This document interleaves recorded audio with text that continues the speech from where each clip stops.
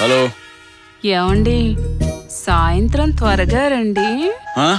వంట మనిషి రాలేదా? వంట మనిషి కాదండి. ఓ, పని మనిషి ఎగ్గొట్టిందా? అది కాదండి. మరి ఇంకెవరు రాలేదు? ఈ రోజు ఏ రోజో మర్చిపోయారండి? ఏ రోజే? మన పెళ్లి రోజండి. మన పెళ్లి రోజా? అయితే హల్వా తెమ్మంటావా, మల్లెపూలు తెమ్మంటావా, మామిడి పిందులు తెమ్మంటావా, మంచి జాంపళ్ళు తెమ్మంటావా, రవ్వ లడ్డూ తెమ్మంటావా? అవసరం లేదు, లాకర్లో ఉన్న రవ్వల నెక్లెస్ తీసుకురండి.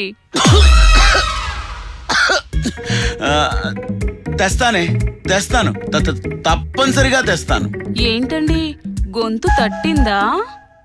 కాదే, గుండె తట్టింది. సరే రవ్వల నెక్లెస్ మాత్రం జాగ్రత్త. అసలే మా అమ్మ వాళ్ళు ఎంతో కష్టపడి నాకిష్టమని చేయించారు. అది నా ప్రాణం. మరి అదేంటే పెళ్లికి ముందు నేనంటే ప్రాణం అన్నావు, తాళిబొట్టంటే దైవం అన్నావు, మరి ఇప్పుడిదేంటే? అది ఒకప్పటి మాట.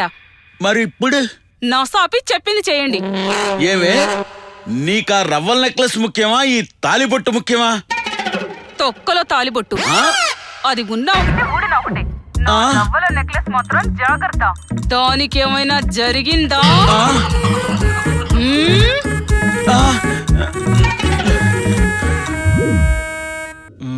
ఈ మధ్య జబర్దస్త్ లో ఏం స్కిట్ చూసాం? వచ్చేవా నాయనా, తీసుకొచ్చేవా నాయనా? సార్, మీకు ఇవ్వాల్సిన డబ్బు.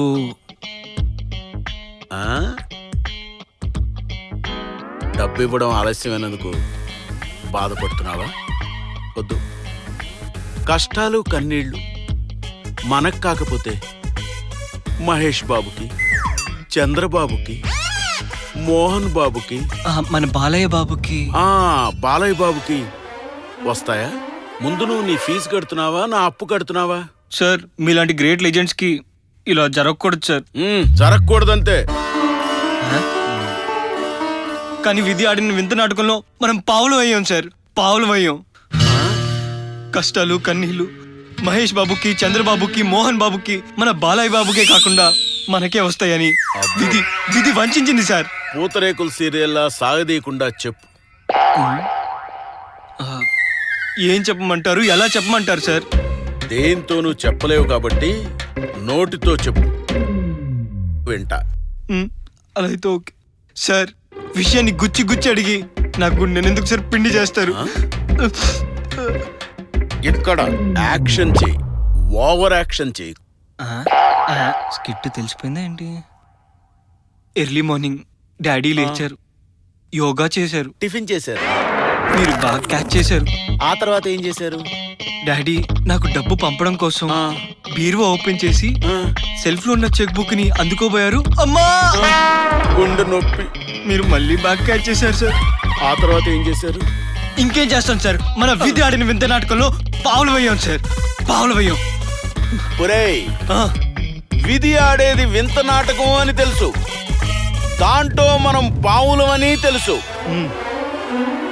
ఈ విధి ఇంకెన్నాళ్ళు ఆడుతుందో చెప్పరా? నాకేం తెలుస్తుంది సార్, జబర్దస్త్ ధనరాజుని అడిగితే తెలుసు. నీ మాయ మాటలు నమ్మి మా ఆవిడ లాకర్లో పెట్టమన్న రవ్వల నెక్లెస్ తెచ్చి నీకోసం తాకట్టు పెట్టానురా.